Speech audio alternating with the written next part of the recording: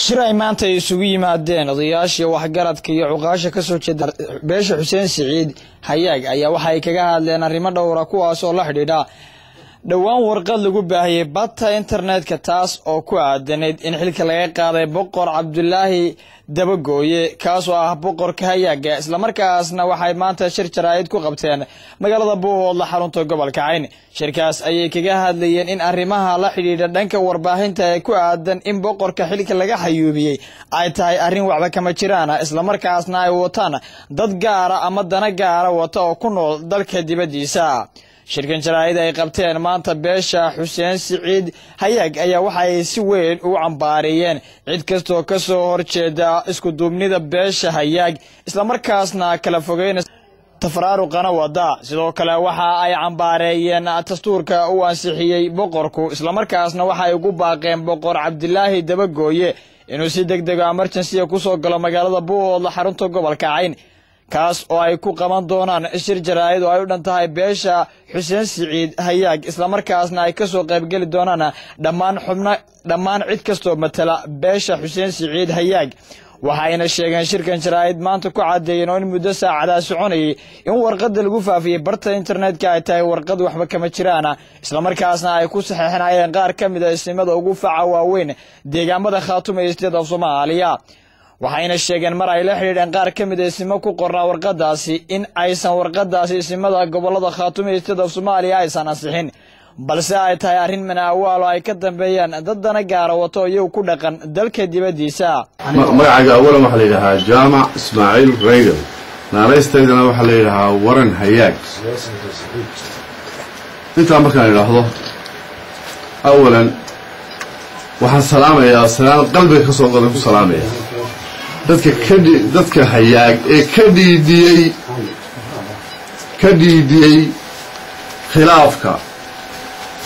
iyo isku dhufashada qabiilka Hayaag ee ka socota gudo iyo dibadba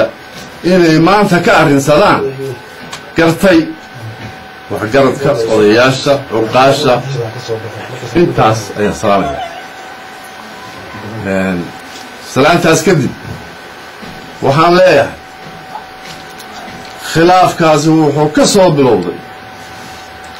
khilaafka warqadda aanan weli hubin oo ismada qaarkood ay noo sheegeen in aanay shaqo ku lahayn walaha dhexe ee ismada Khaatumo qaarkood warqadda ka soo baxday oo qaarkood noo sheegeen in aanay shaqo ku lahayn waxaan leeyahay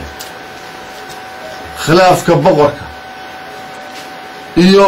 Khaatumo golaheedu wuxuu ka soo bilowday Taleex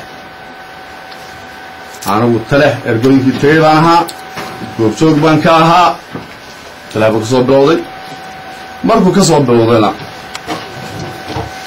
waxaa bilaabay caaqil ka mid ah beeshayada waxaa la yidhahaa Cabdi Jaamac Geyd cid waliba waa ogtahay annagoo shirray maalintii boqorku hadlay maalintii ka dambaysay ku shirray Taleex وهياga oo boqorka la joogo oo aan niri boqorow hadaad wax gasatayna taacade hadii wax laga gasadayna taacade iyo golihii ka hadal oo isubka boqorku laga codsaday maanta aan nasto barina aan ka joogaabo marka aan shirkiisu wax leeyahay saa soo dareen aan hoolkii galay ay Cabdi Jaamac Geeriyodo aan isaal isku ogyahay in boqor barido mikroofankii qabsaday wuxuu yiri waxaan raaligelin ka bixinayaa anigoo ku hadlaya magaca Hayaag ashadii way yaalana dawa kale waa loogi marka qalabkaas ku soo bilowday Khaatumo iyo isoo ka boqorka boqor Cabdullaahi ama halkaas ku soo bilowday taasoo wanaagsan hal labaad waxa jirta waraaqa badan وماس ميديا تجيني تيجوا رشيد جواز من الكرة يا خاطر تيجوا حفتي محمد شيء ولا بقول شو هذا عبد شامي يروح علوم الصف هذا العبد شامي ده شو لبنان alright كسلام يا ملعب محمد عبد السماكر فانتو halka waxaan marka hore ka salaamayaa dhammaan ummadda muslimiinta assalaamu alaykum wa rahmatullahi wa barakaatuh marka xigta waxaan ka salaamayaa beesha dhulbaantay dhammaan maamulada khaatuma samaysatay ku heshiisay baan ka salaamayaa marka saddexaad waxaan ka salaamayaa beesha Xuseen Siciid Hayaag marka afraad waxaan ka salaamayaa isinkooda boqor Cabdullaahi Axmed Dabagooyi marka afraad waxaan ka salaamayaa dhammaan aqoonyahankiisa siyaasigiisa fariin halkan waxaan ka gudbinaynaa fariin saddex fariimood ayaan ka gudbinaynaa halkan mid waxaan u gudbinaynaa boqor Cabdullaahi Axmed Dabagooyi boqorka beesha Xuseen Siciid Hayaag waxaanu leenahay boqor waa ku salaamayna marka hore assalaamu calaykum waraxmatullaahi wabarakaatu marka labaad hadalka goyntaas marka labaad boqor hadalkii aad garoowe khaatumaad soo dhistay garoowaad ku tagtay hayaag adaan ku soo noqon baa shir garoowe ka qayb gashay dastuur faroole ansixinaya hayaag ma raalli gelin arrintaas maadaama aanay raalli gelin waxaanu kaa codsanaynaa hadal badanna way keentay waraaqo badan bay keentay ishayn badanna hayaag bay keentay waxaanu boqor kaa codsanaynaa kuu soo gudbinaynaa dhammaantayo annagoo doonaynaa inaan hayaag khilaafkiisa la dhammaystiro adigoo boqor u ah waraaq la soo qoray aanay boqortinimo kaa qaadi karin in aad hayaag u timaado adiga horta saasaan kaa codsanaa boqor intaan waxaan kaga gudbayaa fariintii boqorka waana jecelnahay inaad naga yeesho hayaag badanoo miidiyaha iga dhagaysanayaana wuu ila qabaa arrintaa intaa markaan boqorka kaga baxo waxaan ku xujinayaa wiilasha fariinta warqadda internetka laga soo saaray ee 130 magac ku qoran yihiin soo diray wiilasha waxaan leenahay war dalka qaxantibaad horta kaga tagtay Europe iyo North America iyo Canada tagtay haddaad tagteenna dee hayaag inaad wax yeeshaan uma idaan tegin halka annagu maanaan moodin inaad u tagteen warqaddaa waxyeelada hayaaga aad soo qorteen boqorka idinku dee ma idaan dhisanne dadka xunta ku maqan baad ahaydeen dadkii dhistay halkanuu jooga hawd buu jooga buuhooduu jooga shaxdaa laga xukumaa dadkii dhistay ninka la dhisayo laba kale haddii imka la dhisayana halkana laga xukumaa laga dhisi karaa meel kale lagama ridi karo haddii uu isagu xilka iska dhigo boqorkiiyo xajin waayo xilka uu isagu iga hooya hayaagu halkanuu dhigayaa dabadda dhigi maayo haddii uu khalad la yimaado waa bashar iyo qofka ibni aadanka waa qaldamaayo cidda la xisaabtamaysaana waa annaga waa ciddii dhistay idinkuna dalka qaxoontaad kaga maqanti dee qaxoonti matala qabiilkoodii lama aragi arrintaana qabiilkana ceeb bay u soo jiiday inaad qabiilkana ka xaalmarisaan boqor aad kalsooni kala noqon kartaana ma jirto waxaan qabaa daawalba maydaan siinba dabaddaad iska jirtana qaxoontaada hayda dadkiisii waa joogaa kalamana noqon waa boqorkiisii haddii alla idmana wixii khilaafaada annagaa iska saxayna annaga ciddii nala saxaysay aqoon na dheeray noo kaala halkan noogu kaala oo kaale nala sax haddii khalad jiro soo sheeg oo noo kaala iyagana intaasaan kaga baxayaa warqaddaas waxba kama jiraan ninkii hore ay u maqlayow hadeerba maqal wax ka jiraan ma jiraan waa warqad la soo qoray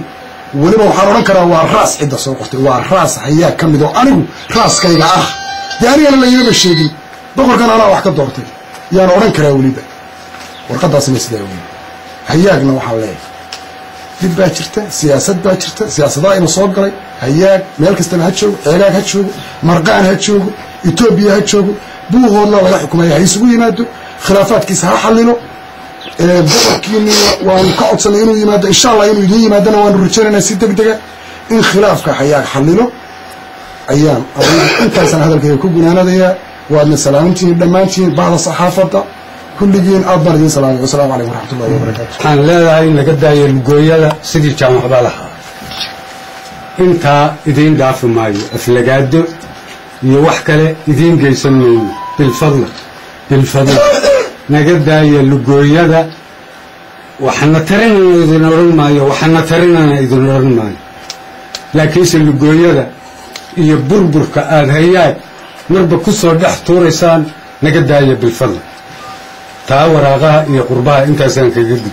tii boqor cabdullaahi axmed cali haddii uu gef galo gefkiisa hayaag baa ku shaqale nin kale oo soomaaliyeed inuu farageliyo hadduu ism yahay hadduu caaqil yahay hadduu ururada maamulada yahay midna male taasoo hayaag bay u taal boqorku waxaan leedahay boqor cabdulaahi axmed caliyow beeshii cimaamada iyo koofiyadda ku saartay bilfadlag u kaalay arrintaa ayaa guuxa ku dhalisay ee shooraraha ku kicisay si aynu u daweyno waxaanu kaa codsanaynaa inaad na soo dhex fadhiisato waxaan leeyahay oo kale beesha hayaag debad iyo gudaba hadday joogto shir degdeg ah oo buuhoodla ah isugu timaado waxbayna soo dhex galay aan isdaweyne cudurka iska saaree isukaan keena assalaamu calaykum waraxmat xaajaas xaaja idinka intaa lama aha hayaa qabiilka la yidhaha boqorka isagaa boqray geed qudhacaa lagu boqray allabari baa laga dhex qabtay maadheed baa la siiyey guddida arrintaa soo fulisay waxaa weeye haddeer wax cod idinka laydin weydiiyey ma jirto meel kastaba kala joogaan qaxoontida ku sheegi maayo laakiin waxaa weeyaan wax coda laydinma weydiin dad fara badan idinka dalisana waxba lama weydiin guddi maandheed la siiyey waa boqortay boqorkiibuu ugu yahay sidiibuu ugu yahay sidiibuu noogu boqray waa boqorkeeda wixii khalad ee uu galo haddii matala maskax daraadan weye uu gafo dadkay u taallaa qabaylkay u taallaa in warqad la soo qoro midyaha dadka laga soo caado laga soo aflagaadeeyo ma aha waxaa loo baahaya maskax rasiima oo laysku saxo waxaanu idin leenahay khalad baad maanta samayseen ha u noqonin annagana ha nagu gafin waxaana idinla qaadan oo aanu haddaanu qabiilka aan naga soo filin inaad meel walba gelisaan waa khalad war waad nagu gafteen baanu idin leenahay war gafka ha noo celinin idinka intaasaan idin leeyahay warnimayo gafka ha noo celinin qabiil guunaanu nahay dan baanu gaanay danteeda annaga waxaan doono ka yeeli kara noloma celin karo idinka intaasaan idiin soo gudnay waa fariin boqorka waa ku salaamaynaa boqor waxaanu ku leenahay boqorow waa ku salaamnay 14 boqolkan annagu u salaamnay salaata islaamka waxaanu ku leenahay noo kaalay marka lagu waco goor kastaba ha noqotee shirku qabaa'ilku isugu imaan doono haddii aan la idmo adigana intaasaanu kuu soo gudbinayna waxaanu u gudbanaynaa beeshu meel kastaba ha kala joogto allabari caama iyo shir caama inay isugu timaado nabadoonadeeda culimaadudiinkeeda codkarkeeda haweenkeeda dhallinyaradeeda shirkaasaanu alcaaminaynaa waxaanu leenahay war shirkaa laysugu yimaado shirkaa ha laysku raadqaado ninkii qaladle qaladkiisa ha lagu qaado kii saxma ha lagu saxo shirkaasaanu haddii lahayd may u goola xaaraynaa waa ina loogu yimaadaa shirkaa qof kastoo hayaaga ama haddii lahayd may dalkaa jooga dawladdiisii shirkaa ka soo qayb galo gobasha meesha la dhigayna dib aanu ka soo sheegi doono taasuna taa wey waxaan ugu gudbayaa odayaasha istimada ah ee dhulbahante annagu qaar baanu aragnay garaadkaanu aragnay garaad cabdilaahi suldaan siciid baanu aragnay annagu warqadda ammaan oogin bay nagu yidhaaheen meelay ka soo timidna maanaan maqan waxaanu la hadalay 3 isinoo jooga xamar iyana maanu arag ma ogin bay waxaanu leenahay istimadu dee dadkay isimo yihiin iyana iyo isku xadgudbin dadkan iyo ku xadgudbin qabaa'ilka waxaanu leenahay istimada laascaanood waa la haystaa buuhoodle waddanka waa la haystaa ninkii dhulbahantaa ama isin ha ahaado ama aqoonyahan ha ahaatee xiniyaa looga baahan yahay iyo sidii lasoo xoranay hadalkii waxaan kaga tegaya وإن السلام يا بهذا صحافة بالبناء إسلام كاد ما وإن السلام يا فرين مساس أنا بقول السلام عليكم ورحمة الله وبركاته وحنا بيلقونا حسين سبيده كقبض الربانتا نطمع كرو عامنا إن الربانتا ما مقبول باستخاتون واستيج أفصومن يليان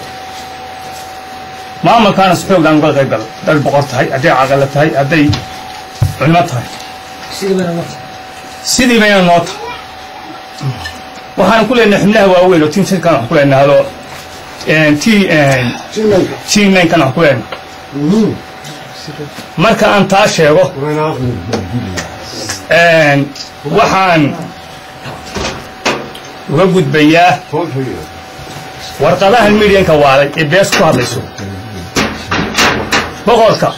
beel baa boqoratay in meel afkaysa taata kama qaadi karto boqornimadiisa sidii raggii hore u hadleen hadalka raggii hore dhameeyo waxay ku dhameeyeen dee waxaa leeyahay hadalka intii hore un baa haweyne haddii aad loo diyo waa lagu tuntaay raggii hore dhameeyey boqorka beel baa boqoratay caleemaa saaratay isugu timi muddo ka shiraysay in website wax ku soo qorta kama qaadi karto bal marka horba magaca xuseen siciid ha ku gafina nimankiina qurba joogta ha ku gafina waxaan leenahay haddii aad wax macnaynaysaan dalka hadda waan ognahay dabadda laga ribiyaa siyaasadaha dabadda waxa laga toosiyaa haddaad khaatimada toosinaysaan waxna riminaysaan waxna hagaajinaysaan dalka kaale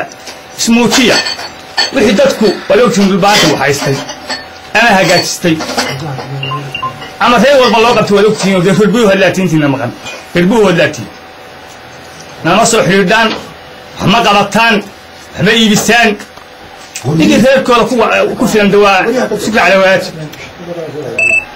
intaasan kaga baxaya wassalaamu calaykum